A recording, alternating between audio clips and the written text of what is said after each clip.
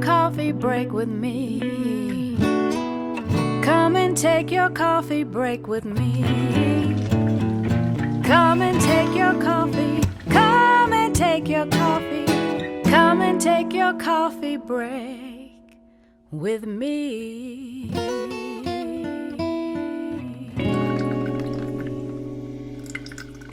Hello, everyone, and welcome to today's show. I'm your host, David Marino, and I'm excited to talk to our guest today, Mark Gifford, along with his writing partner, Todd Wright. They started a really fun and entertaining YouTube channel called Like-Minded Lunatics. Love the name, says everything right there. They do reactions to music videos.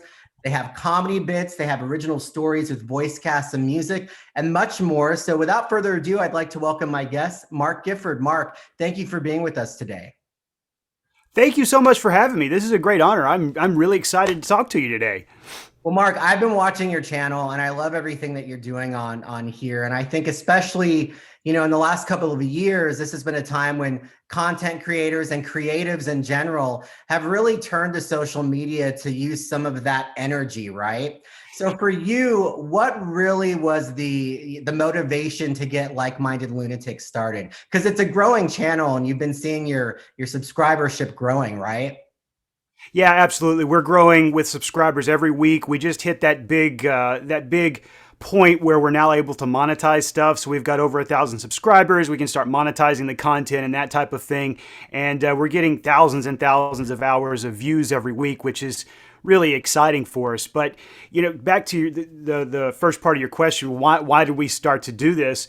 I've been a professor of composition and rhetoric at UTSA for a little over 15 years. And one of my closest friends, Todd Wright, he's also one of my colleagues. We started writing together, I don't know, maybe 10, 12 years ago. And it was just because you're stuck all day in a classroom doing really academic stuff, and we're nerds at heart, and so we wanted to do creative stuff, and so we started writing together. We put together some kind of old school radio play type things. We published them as podcasts, and then we started doing live shows. That opened up a whole new world to us, and it felt like we just got started with live shows, and pandemic hit. And I think both Todd and I we were both terrified that muscle, that live performance muscle would atrophy. And I'm sure you feel that too, as someone who has to work back and forth with people. That's a skill. That's something that you have to flex to make sure it stays taut. And we were both scared we were going to lose it. And we talked about I guess this is the end of, what we were putting together. I was like, what, man, I started a YouTube channel for us like 2 years ago. We've not done anything with it. Why don't we just start throwing stuff up? And that's how it started. And now it's grown into, we're almost up to like 1,500 subscribers. We should hit 2,000 before too long. And it's just grown. So it was just a way to keep that creative muscle, that performative muscle, kind of in shape. Have you found it to be pretty cathartic for yourself and your writing partner to be able to do these different segments? Yeah, absolutely. So, when we first started it, one of the things we started doing was just repackaging material that we already had. So, like we had a series called When Wade Tried to Save the World, and we had published that as an audiobook through Audible and Amazon. We had another one called The Adventures of Hero Man. Same thing, we published through Amazon and Audible. You know what? Let's just repackage all of that. So that's the first thing that we did. And then the pandemic really started hitting. And, my wife is a physician and I teach a class on the rhetoric of science and pseudoscience. And so I was hunkering down, man. I wasn't messing around. And after a while, that really gets to you. And I remember as a kid, one of the things that I really loved growing up was I didn't have cable and I was a huge rock and roll fan. And the only time I got to see videos was on Friday nights because they played it on CBS, late nights, Friday night videos. Me and my friend Jason would wait all week for that. And it was the highlight of my week. And I thought, you know what? If I could recreate what it was like to sit on the couch with my best friend and just hang out and, have a beverage and watch some fun videos, that would be great. And so I started doing music reactions. And then Todd was like, you know what? I've been collecting all these really weird 8-bit video games. I'm going to see if I can just tell stories as I'm playing a game and getting slightly drunk. I'm like, do it. So, awesome. I started the music reactions, and Todd started a segment we call Drink, Play, Swear, where essentially he plays weird video games and has an adult beverage and tries to tell you a story at the same time. Story. What do we got today? That's right, it's Batman on the NES. Batman. Pairing it with another beautiful dark creation like the Batman, this is Jim Beam and Coke. Get yourself something, please.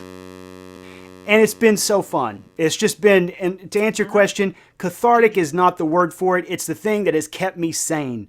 Because some weeks when I need to hear something that pumps me up, I can find an old rock video that will do that.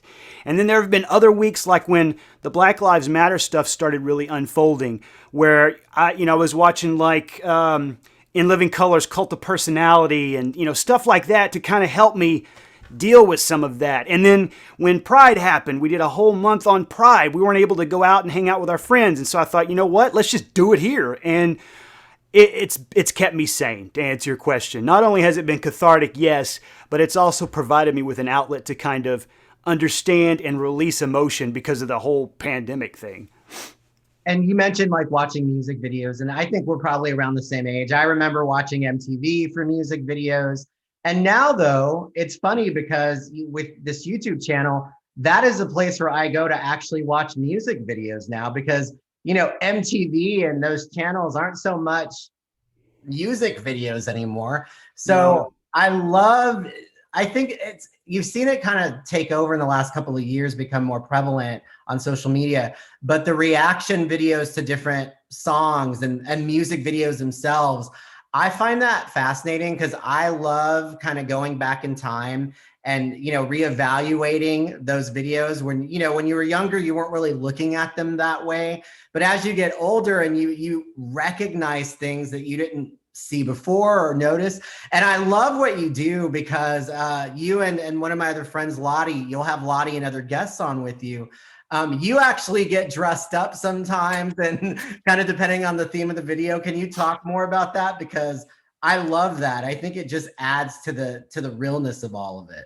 Well, it just goes back to kind of the ethos behind how I view those reactions. So you're absolutely right. The reaction video is a huge genre on YouTube now. You've got like the guys Lost in Vegas and Jamal, aka Jamel. They've got huge audiences, or Rick Beato. You're talking about millions and millions of subscribers. But I wanted to do something a little different. I wanted, again, to capture what it was like hanging out with my buddy on the couch. And sometimes we would have seen the video 100 times. And so we would make fun of the video or have fun with it.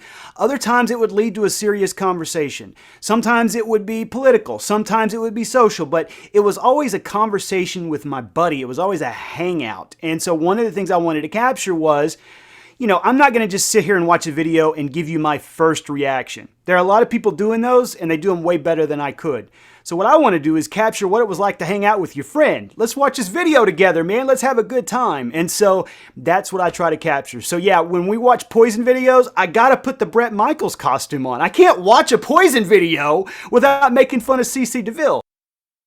How's it going, YouTube? Mark from Like Minded Lunatics coming at you with another Friday night video. So tonight's video, we're going back to 1990 with Poison and Unskinny Bop. Now this comes off of their Flesh and Blood album that came out that same year, and this was a weird time in music. We didn't know it was a weird time, but it was, because we were about to transition from hair metal into grunge. Now the grunge guys didn't call their music grunge, they said they were playing rock and roll, but that's what happened. And this happened right in that transitionary period. Now this was a huge album for Poison, enormous album, but again, it was a weird time because we didn't know there was a ton of internal strife with the band. Man, what a good beginning. Whoa! Now we got a reverse shot straight out of Sam Raimi's playbook. Ooh, look at that smoky eye he's giving you. My goodness, that man's a heartbreaker, isn't he? Look at him. Ooh, goodness gracious.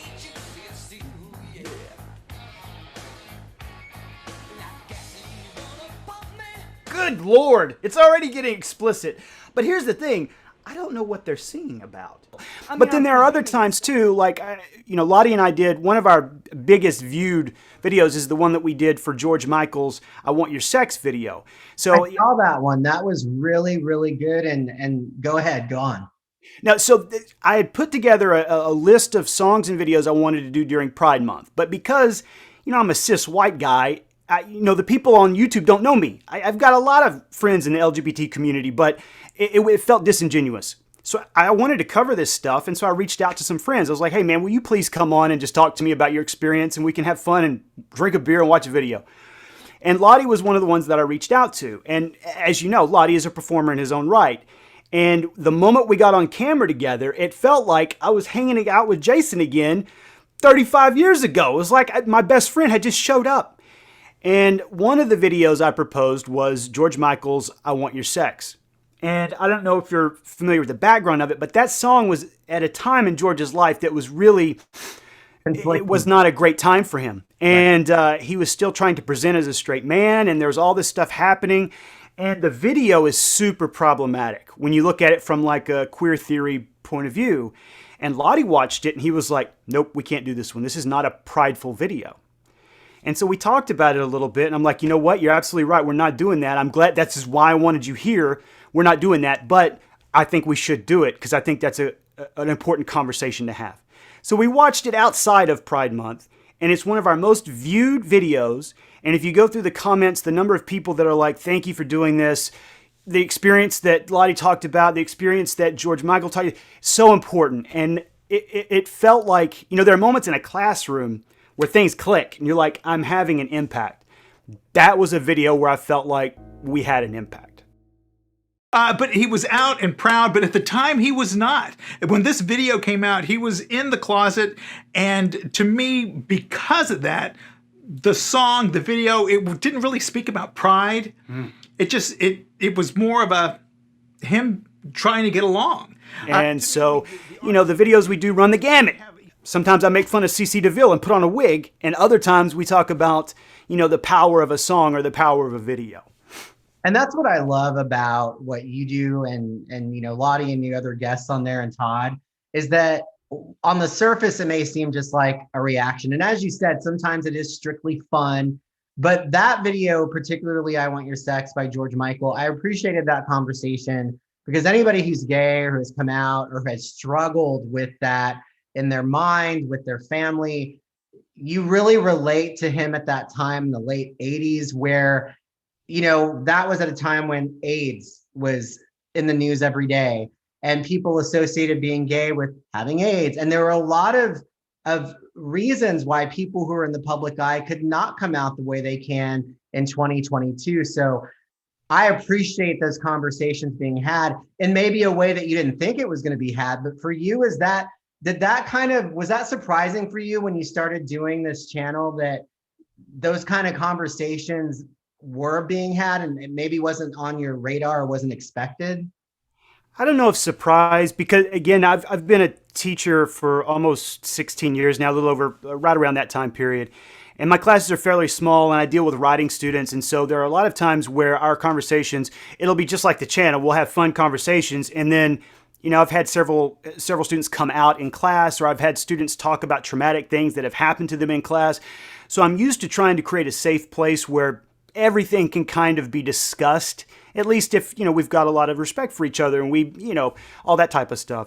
So I don't know if surprising was the right term. Happy, yeah, I think is the right term for me. I'm happy that we were able to create a space on YouTube where we could have those conversations along with having fun and drinking beer, because I feel like that during this time period, those are the things we need. We need those moments of catharsis, but we also need those moments of happiness where we can just be silly and dumb and have fun. And so I'm glad that, one of the things that I tell the audience on YouTube is, one week we might cry for the entire thing, and I'm not going to apologize for that because we might need that. Another time we might make fun of the entire video for 25 minutes. Not going to apologize for that either. So I think happiness that we were able to create those spaces is probably the right way for me to look at it. You were also able to interview Ian Moore, right? Where you talked about his song Muddy Jesus. Can you talk on that? Because that's a really, was that a special interview for you? That was, man, I can't describe to you how awesome that was for me. I have a couple of other irons in the fire with some folks that I hope to get interviews with. And you know how this goes. Sometimes it will happen and other times it won't. So I'm not going to talk about specific names, but I had tried to get Ian on the show for quite a while. And for those of you who are not familiar with Ian Moore, in the early and mid 90s, like the Austin American Statesman and all the media publications here in Austin were calling him the next Stevie Ray Vaughan. He is an amazing singer-songwriter. He is a blues guitar guy, and he is phenomenal. But what ended up happening is Ian is more than just blues rock. And once all that media weight put on his shoulders, I feel like he was like, nope, can't do it. And he left Austin and went to the Pacific Northwest. And I really wanted to talk to him. As a Texas guy, as someone who loved rock, that song, Muddy Jesus, for my money, is one of the best, well-written, like blues, Texas rock songs around. And so I emailed back and forth with him, and we finally made it happen. And he was kind enough and gracious enough to talk to me for over 35 minutes about a singular song. How's it going, folks? Mark from Like-Minded Lunatics, and I'm coming at you with your Monday music matchup. So my question to you before we start this is, as an artist, how important do you think it is for the audience to know the artist's intention? So like when you wrote this song, how important is it for you as an artist that we understand your headspace, where you were at, or do you just hope the audience takes it on its own terms? Well, kind of all of them. I mean, I think, when I do songwriting workshops and when I do my workshops, I'll actually go really deep into what I'm thinking because I'm trying to connect people to the process of writing. But that was gracious beyond what I could have expected. I sent him the email and I was like, we can do this several ways. I can send you some questions and you can reply back to me in text, or maybe we could film a 5-minute thing, and this was pie in the sky in my head, or we could just do it live, in real time and watch the videos. And he sent an email back that said, I don't think we could discuss it in less than 30 minutes. So yeah, we should do the video thing. Oh my God, Awesome. I can't believe that. And he was so gracious, and the video turned out so good. Also, you and some of your guy friends, or just friends in general, not just dudes, but you guys actually rate things. So I loved watching the Hungry Man episode because I think everybody can remember eating those meals, like growing up as a kid. That was like nostalgic for me because I always remember that gooey brownie that was the best, even though it was gooey and almost kind of raw. But like, can you speak to a little of that? Because that's fun. Like, I love seeing that kind of stuff because, again, I think like the things that you're doing and on your channel are some of it, but it's nostalgic for a lot of us, to kind of go back and revisit things. I know. And, I think we're probably around the same age. I just 45 on January 1st. And I'm at that age. I don't have kids. And I'm at that age where I'm thinking back to, I remember eating those TV dinners with my papa when I was little and looking forward to them, like really enjoying them. And during the pandemic, Todd and I were joking about, all the garbage food that we're eating just because I'm so, you get in that mindset where you're like, I'm just going to punish myself with a Hot Pocket. I'm just going to do it. And so we were like, you know what? We should do that on camera. Let's see how that goes. So we started this segment called Like-Minded Lunatics Try. And the concept is not that we're going to do like a jackass thing or anything like that. It's more that we genuinely want to try something and then just see how it goes. And so because it was the pandemic, we were all eating garbage food. We thought, let's do TV dinners. And today we've got a new playlist. We're calling it Like-Minded Lunatics Tries. I mean, chicken is not bad. It's not bad. It's too salty. I know why they do that, because it saves some of the flavor. But I mean, it's not too bad, Rick. I am not at all impressed with these potatoes. I feel like I could use them to glue things, and that's about it. My corn tastes like plastic. You're like, yeah, we were thinking about putting wallpaper in the bathroom. Maybe I could use the... Oh, Jesus. You're right, Ricky. That is the worst tasting corn I've ever had. And it was just a great time because we couldn't get together. We're all quarantining and we couldn't get together. So we did it via Zoom. We had some crappy food and a couple of adult beverages and tried to rate them. And it was fun for us to do. I don't know how fun it was for the audience, but it was fun for us. What other types of content can people expect to see if they visit your channel? We've obviously talked about the try and the music reaction, but you also have the stories, which I think is really important. Can you speak to some of those as well and what people can see with that? Sure, yeah. So that was some of this first stuff that Todd and I started doing together. One of the first times we collaborated, we were walking to class. We both had it was a 7 a.m. class. So we're walking to a classroom. It's still pitch dark on campus. And Todd says, just kind of out of nowhere, hey, I've got this fun story I kind of want to collaborate on. And there was another instructor with us. And he was like, y'all want to collaborate? And the other one was not into it. But I thought, yeah, it sounds fun. Unbeknownst to my colleagues, I wrote weird stories that I put up on my blog at the time.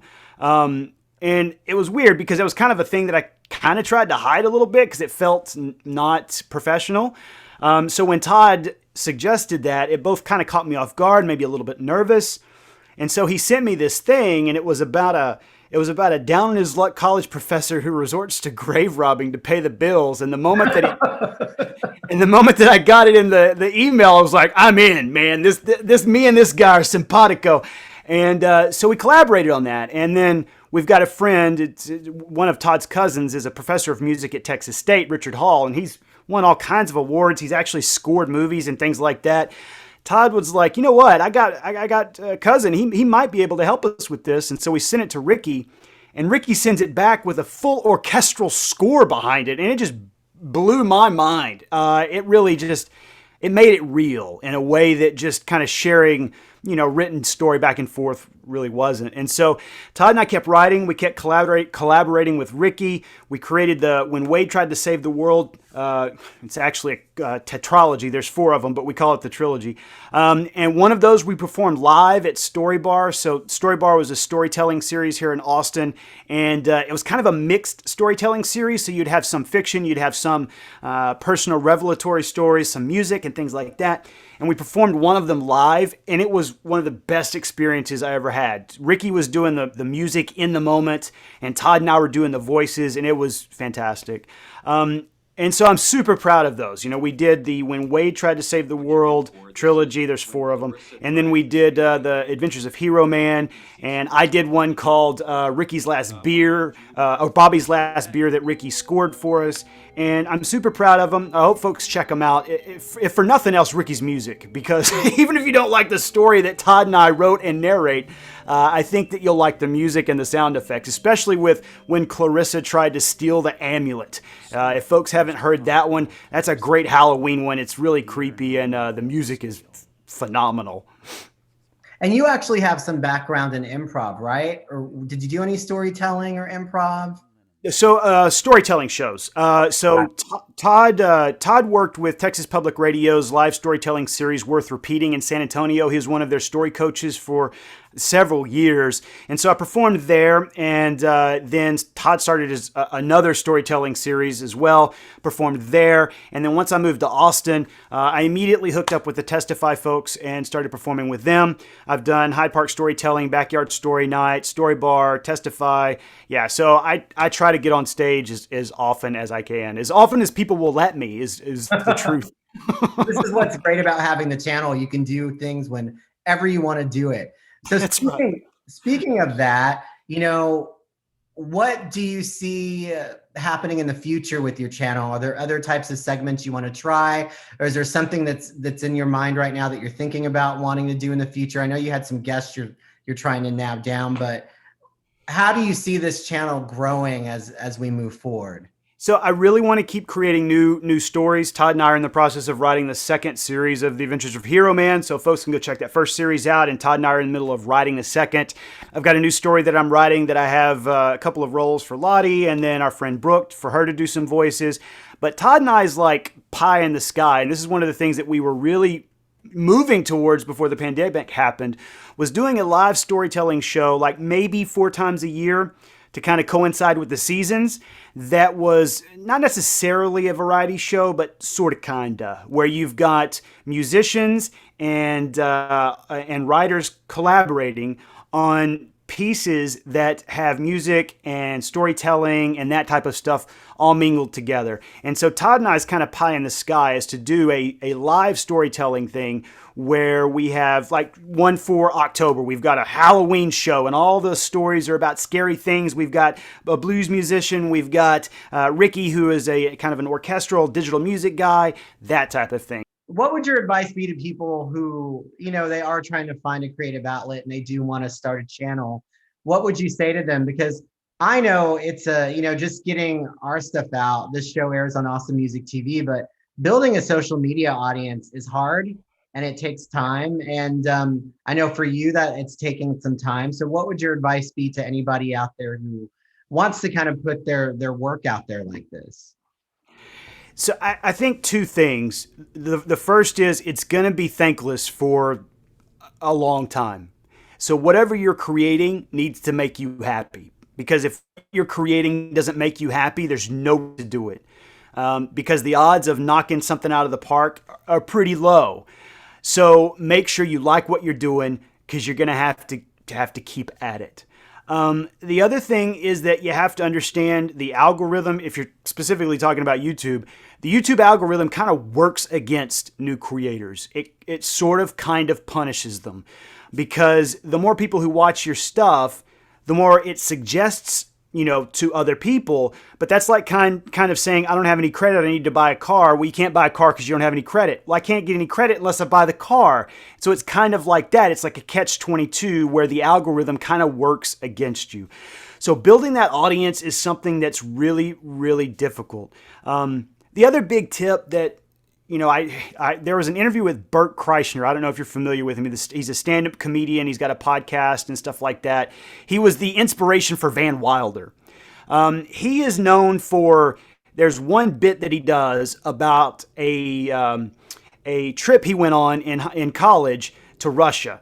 And he told it as kind of an aside during some of his stand-up, and he just happened to post it, and it went viral. One of the things that Bert said was he was lucky that he had been putting up all kinds of content when that thing went viral because people had more stuff to look at. So what he was saying is that there are people that have things go viral, they've got nothing else, and they've got no plan. And so you don't keep an audience around. And so his whole theory was put as much stuff on your channel as you possibly can. Because if it goes viral, you want people to come back and look at your content. And so one of the things Todd and I have been really good about is we post on these specific days. Even if we're not happy with it, it goes up. Because you never know what's going to hit. I posted a video last week. It's a reaction to Måneskin. It's an Italian band. I did that as an afterthought. It got over 2,000 views in 2 days. No clue it was going to hit like that. And it's got hours and hours of views on it. So you never know what's going to hit. So do what makes you happy. Understand that YouTube is actively working against you. And then make sure you have content. Make sure you have things out there that if something does click with folks, they'll come back to your channel.